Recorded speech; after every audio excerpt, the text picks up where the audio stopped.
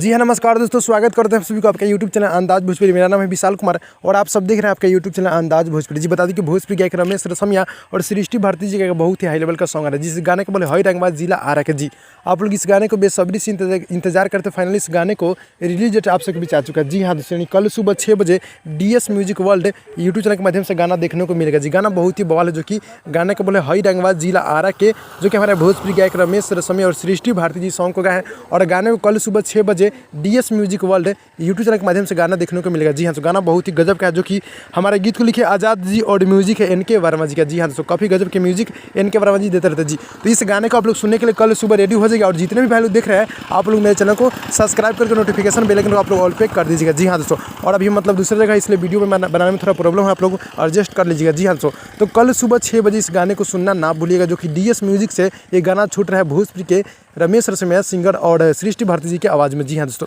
तो भाई लोग मिलते हैं वीडियो में, तब तक के लिए धन्यवाद दोस्तों।